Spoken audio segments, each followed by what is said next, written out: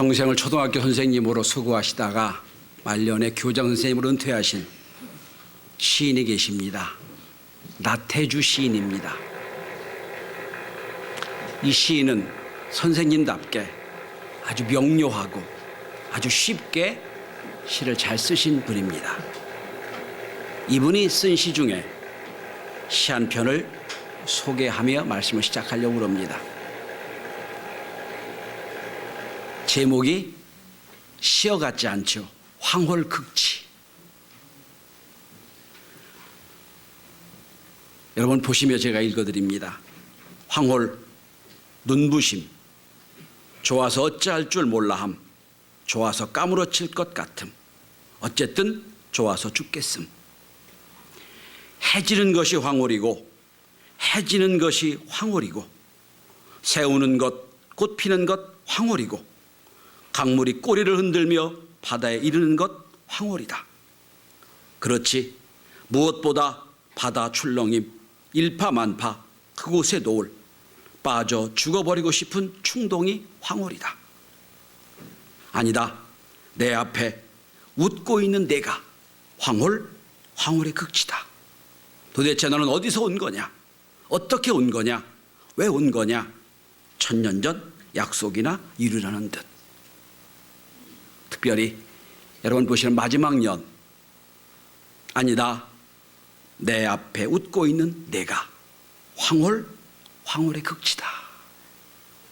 여러분, 전 이 시를 읽으며 이런 생각을 했습니다.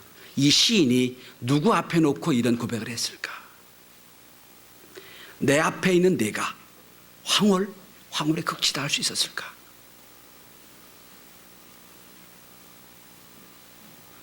만약에 이런 고백을 받은 그 어떤 분이라면 아마 참 행복했을 겁니다. 신앙적 언어로 보면 진정한 신앙은 예수님 앞에 우리가 이런 고백을 하는 것이 신앙이라고 생각합니다. 내 앞에 있는 당신이 나의 황홀 극치입니다 라고 할 때 우리는 온전한 신앙이라고 생각을 합니다.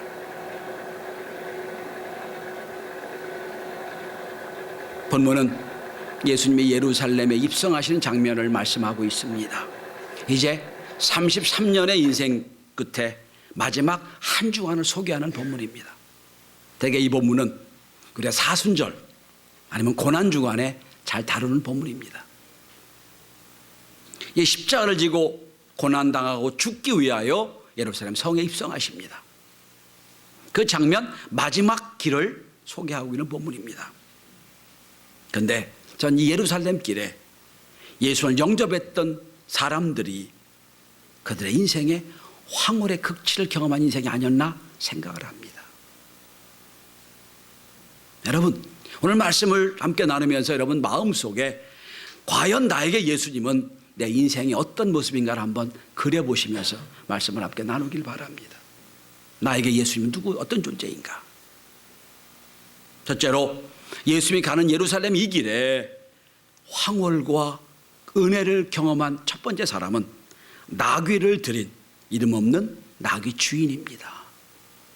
오늘 본문에 보면 참 이상한 장면이 나옵니다. 예수님이 지금 예루살렘 들어가시기 직전입니다. 들어가기 직전에 제자들을 둘을 부릅니다. 불러서 특별히 명령을 내립니다. 자, 건너편에 밭배가라는 곳에 가면 나귀가 두 마리 있을 거다. 어미 나귀가 있고 새끼 나귀 있을 텐데 새끼 나귀를 끌어오너라. 그러니까 앞뒤 뒤도 없어요. 그러니까 제자들이 물을 수밖에 없죠. 예수님, 만약에 새끼 나귀 주인이 거기 있다가 왜 남이 나귀를 갖고 가냐 뭐라고 대답합니까? 당연한 질문이잖아요. 왜 남이 나귀를 갖고 갑니까? 라고 그때 이렇게 대답해라. 주께서 쓰시겠다 하라. 지금 여러분 우리 개념으로는 전혀 이해가 안 되는 말씀이에요. 남의 것을 어떻게 가져가는데 주께서 쓰시겠다 하라. 말이 안 되는 얘기입니다. 그런데 당신이 여러분 로마 시대입니다. 로마의 로마에 점령한 모든 지역의 모든 권한은 왕이 갖고 있는 때입니다. 왕. 특별히 여기 주가 쓰시겠다는 이 단어가 헬라어로 호티오 큐리오스란 단어입니다. 큐리오스, 황제, 왕을 얘기합니다. 왕이 쓰시겠다 하라. 주인이 쓰시겠다 하라. 이렇게 말씀합니다. 그랬더니 그 나귀 주인이 아무 얘기도 않고 쓰시겠다 할 때 드렸다는 거예요.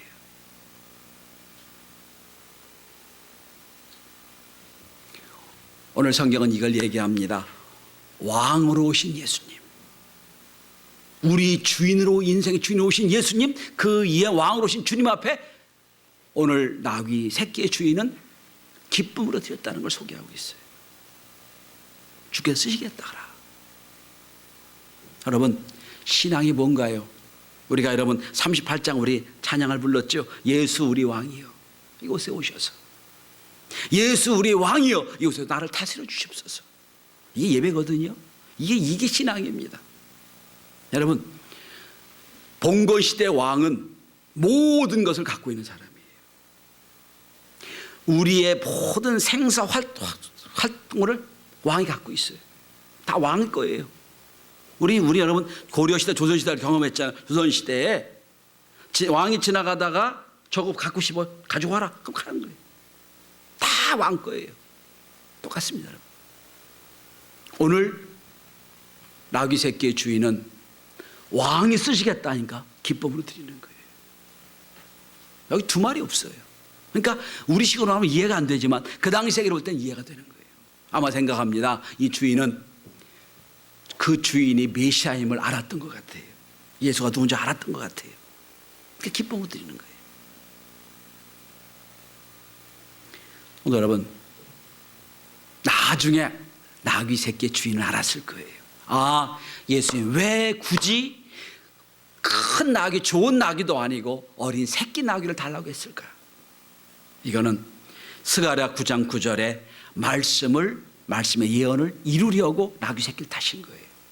스가랴 9장 9절 이렇게 예언합니다. 시온에 따라 크게 기뻐할지어다, 예루살렘에 따라 즐거이 부를지어다. 보라, 내 왕이 내게 임하나니 그는 공의로우며 구원을 베풀며 겸손하여 나귀를 타나니 나귀의 각은 것 곧 나귀 새끼니라.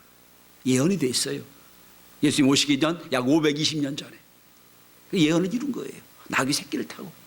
그러니까 나귀 새끼를 타고 예루살렘 입성해야 되니까 나귀 새끼를 달라고 하시는 거예요.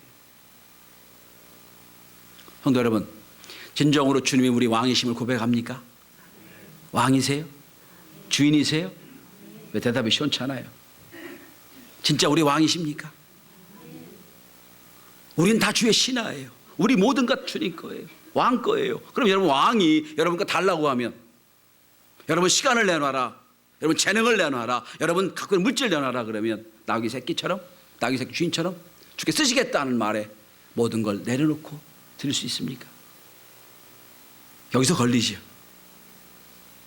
찬양은 고백을 합니다. 주 예수 우리 왕이요, 다스려 주옵소서. 그런데 고백은 해놓고 그 왕이 나에게 달라고 그러면 우리는 안 돼요. 내 거예요. 된단 말이에요.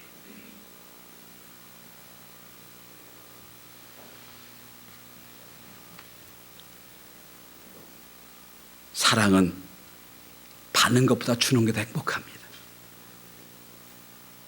은혜를 받을 때 행복도 있지만 내가 받은 은혜를 가지고 주 앞에 드려질 때 더 큰 행복이 있는 거예요. 오늘 새끼 나귀의 주인은 그걸 경험하고 있는 거예요.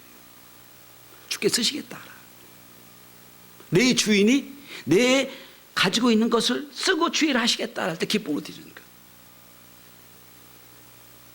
두 번째입니다. 첫 번째, 주님의 주님의 예루살렘 길에 기쁨과 황홀을 경험했던 사람, 나귀 새끼를 드린 주인이고요. 둘째는 오늘 겉옷을 깔아 예수를 영접했던 이름 없는 많은 무리들이, 자, 나귀 새끼를 타고 예루살렘에 들어갑니다. 당시 로마에서 지금 세계를 점령하고 전쟁 이긴 왕, 그 장군이나 왕은 백마를 타고 쫙 호위대를 거느리고 쫙 올 겁니다. 군대 깃발을 쫙 뒤에 거느리고 올 겁니다. 근데 예수님은 아주 어린 나귀 새끼를 타고 오세요. 초라하게 오십니다. 그런데 사람들은 그 아기 예수가 메시아인 줄 믿어요. 그러니까 여러분, 왕이 지나가는 길에 양탄자를 못 갖다 드려도 그들이 자기 갖고 있는 겉옷을 펴서 길에 펴니다. 그리고 쫙 길에 펴고 양탄자 대신 자기 옷을 펴서 아기 예수님을 예루살렘으로 영접하는 거예요. 지금도 왜 TV에서 많이 보면 어느 나라 대통령이 우리나라 오거나 우리나라 대통령이 외국을 갈 때 공항에서부터 땅을 안 밟게 하고 양탄자를 쫙 깔아놓지요. 그거예요. 지금 영접한다는 뜻이에요. 모신다는 뜻입니다. 극진하게 모신다는 뜻이에요. 그러면서 여러분, 자기 겉옷을 펴서 땅에 깔면서 펴면서 찬양을 부릅니다. 호산나 다윗의 자손이요, 다윗의 자손이요 부릅니다.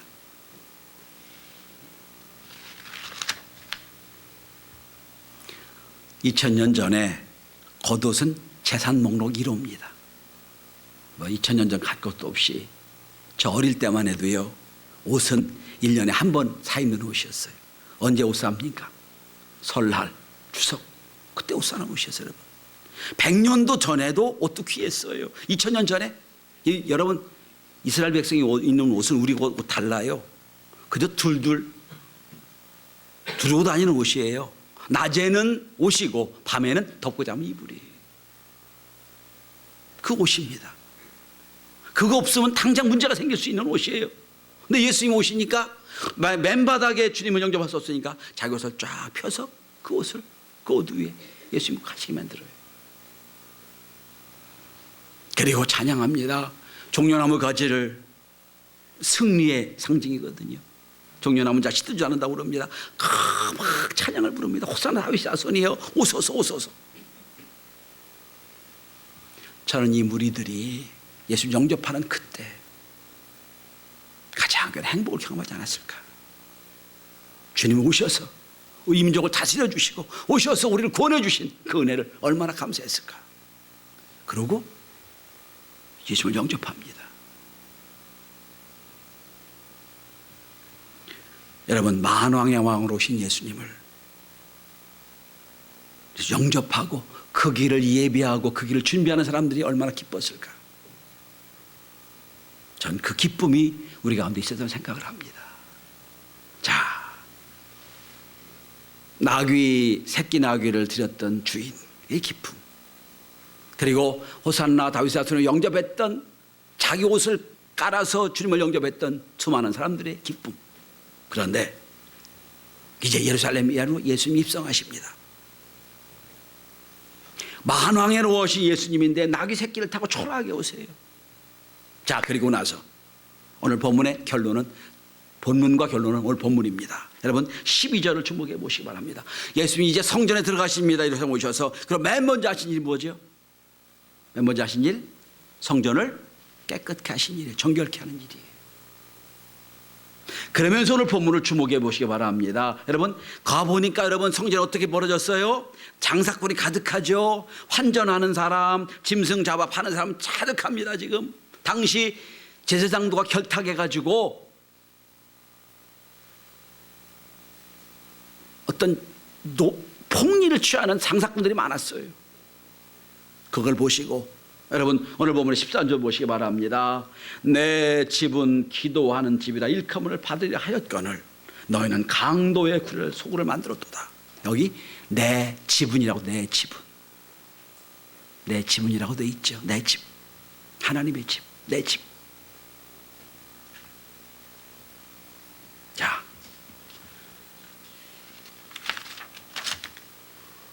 이 성전은, 예수님 오셔서 정결케 한 성전은 누구 집이죠? 하나님의 집. 그리고 누구의 집? 내 집, 예수님의 집입니다. 여러분, 12살 때 예수님이 예루살렘 성전에 가셨습니다. 가서 유월절을 보내셨죠. 그리고 이제 사람들이 다 이제 집으로 돌아가는데 예수님은 성전에 남아 계셨죠. 사흘을 어머니와 아버지는 집으로 간 뒤에 자기와 동행한 줄 알았던 예수가 없어요. 다시 돌아와서 보니까 성전에 계셨죠. 예수님 뭐라고 제 부모님가 뭐라고 얘기합니까? 왜 예수야 여기 있냐 그럴 때 예수님이 이렇게 말씀하십니다. 내가 내 아버지 집에 갈 줄 모르셨나이까. 내 아버지 집이라고 말씀하죠. 내 아버지 집. 성전은 내 아버지 집, 하나님의 집이며 동시에 누구의 집이에요? 내 집이에요. 내 집. 근데 그 성전이 어떻게 됐어요? 다 엉망이 돼버렸어요. 타락했단 말이에요. 자본의 논리가 돼버렸고요. 완전히 타락해버렸어요. 그러니까 오늘 예수님 말씀하십니다. 내 집은 기도하는 집인데 강도의 굴을 만들었구나. 그리고 성전을 깨끗게 하세요. 자, 깨끗게 하시면서 이렇게 말씀하십니다. 이 성전은 앞으로 무너질 텐데 돌 위에 돌 하나도 남지 않고 다 무너질 것이다. 그러니까 사람들이 깜짝 놀라죠. 이 성전은 어떤 성전이냐면 헤롯 성전이에요. 헤롯이 이스라엘 백성이 아닙니다. 헤롯이 이 나라에 파견됐는데 가만히 보니까 이 나라가 정치적으로 제일 정치적인 사람들이야. 그러니까 이 사람들이 환심을 사려고 성전을 건축했어요. 그리고 거기다 금으로 다 도배해 버렸어요. 금 성전입니다. 그러니까 예수님 지나가다가 성전 아름답죠라고 고백했던 그 성전이에요. 그 성전을 말씀하십니다. 이 성전이 무너지리라. 그리고 내가 사흘 만에 지리라. 무슨 얘기입니까? 지금 타락한, 지금 저렇게 탐욕에 물들어 버린 성전은 다 무너뜨려지고 내가 다시 교회를 세울 텐데 진정한 교회를 세우겠다는 말씀이세요. 과거의 구약의 성전은 무너졌지만 신약의 성전, 예수의 성전을 세우겠다는 말씀이세요. 우리 교회가 어떤 교회입니까? 구약의 가톨릭 교회가 아니라 예수님이 몸으로 다시 세우신 그 교회입니다. 자, 여러분, 왕으로 오셔서 영접을 받으시고 이 예루살렘에 오셔서 성전을 정결케 하시고 구약에 타락했던 성전을 다 뒤집어 엎으시고 내가 사흘 만에 다시 성전을 짓겠다 말씀하셨던 그 성전. 그런데 여러분, 성경을 한 번만, 주일 대배 시간이지만 성경을 한 점만 더 펴보시겠습니다. 여러분, 에베소서 5장 25절을 펴보시기 바랍니다. 신약 성경 316페이지입니다. 이게 오늘 핵심 구제입니다. 에베소서 5장 25절. 그리고 우리 다 함께 펴서 함께 읽겠습니다. 에베소서 5장 25절. 다 피셨죠? 함께 읽습니다. 시작. 남편들아 아내 사랑하기를 그리스도께서 교회를 사랑하시고 그 교회를 위하여 자신을 주심같이 하라. 아내와 남편 얘기를 합니다만 아내 남편 얘기를 빼버리고 진짜 핵심이 뭡니까? 다시 봅니다. 그리스도께서 교회를 사랑하시고 그 교회를 위하여 어떻게 한다고요? 자신을 주심같이 하라. 이 교회는 예수님이 자신을 주신 교회예요. 자신을 희생한 교회. 십자가의 피로 다시 옛 구약의 교회를 다 없애고 흩어버리고 다시 피로 값주고 세우신 교회. 그래서 베드로가 신앙 고백할 때 뭐라고 말씀하세요? 이 교회는 사탄이 무너뜨리지 못하는 교회가 된 거예요. 음부의 권세가 이기지 못하는 교회가 된 거예요. 오늘은 종교개혁주일입니다. 종교개혁이 뭘까요? 교회를 교회되게 하는 운동이었습니다. 타락했던 교회, 교황과 결탁해서 면죄부를 팔던 그 교회, 교권을 차지하려고 말씀을 왜곡시켰던 그 교회, 그 교회를 개혁했던 거대한 운동이 종교개혁입니다. 지난번 9월에 영국에 여행을 성지순례를 감리사님과 가서 에딘버러에 가서 지붕 없는 감옥을 방문했었습니다. 감옥에 지붕이 없어요. 감옥도 야트막해 가지고요 철창이 있습니다만 그저 뛰어넘으면 도망갈 수 있는 그런 감옥이에요. 요건 딱 한 가지예요. 교회의 머리는 왕이다. 인정하라는 거예요. 근데 이들은 인정을 못했어요. 우리의 교회의 머리는 예수님이십니다. 이 고백 하나 때문에 지붕 없는 감옥이니까 눈과 오고 비 오면 다 맞아요. 춥고, 에딘버러는 영국 북쪽에 있습니다. 상당히 추워요. 눈비를 다 맞아가며 18,000명이 죽습니다. 아무도 안 막았어요. 도망가도 돼요. 거기 신앙을 지켜요. 영국 언약교도 이야기입니다. 저는 거기서 지붕 없는 감옥에서 죽어간 많은 사람들 생각한 기회가 있었어요. 저분들은 무슨 생각을 하고 죽었을까? 주님 우리의 왕이요. 왕이 아니라 우리의 왕은 하나님이십니다. 예수님이십니다. 이 고백 때문에 죽어갔던 사람들. 그런데 오늘 우리 교회 현실을 바라봅니다. 과연 교회마다 왕이신 주님이셔 오셔서 우리를 다스리셔서 주님 찬양합니다 라고 수많은 찬양을 하지만 과연 성도들이 주님을 왕으로 섬기고 있을까? 주님을 나의 주인으로 섬기고 있을까? 교회 세습 얘기도 나오고 요즘 언론에 떠드는 전별금 얘기도 나오고 사랑의 교회 얘기도 나오고 막 수많은 잘못된 것들이 많아요. 그리고 무슨 정치인이 된 어떤 목사님 얘기도 나오고 보면서 생각을 합니다. 저건 물론 개교회들의 이야기예요. 개인의 이야기고, 그죠? 교회가 잘못된 건 아니에요. 그런데 여러분, 전 그 작은 단서에서 우리 한국교회 민낯을 봅니다. 지금이야말로 다시 한번 개혁이 일어날 때가 아닌가. 한국 전체를 보여주는 작은 부분들. 진정한 개혁이 뭡니까? 종교개혁이 뭘까요? 말로만 예수 우리의 앙이어가 아니라 진정으로 주님을 왕으로 섬기고 신화된 모습으로 믿음으로 나아가는 그것, 진정한 개혁이 아니겠습니까? 진정한 왕을, 예수님을 나의 왕으로 모시고 신화된 삶을 살아가는 것, 그리고 주님을 섬기는 것이 기쁨이 되는 것. 그 만왕의 왕이신 예수님께서 자기를 들이심으로 주심으로 섬긴 교회를 기쁨으로 섬기는 것, 이것이 우리 시대의 종교개혁으로 생각을 합니다.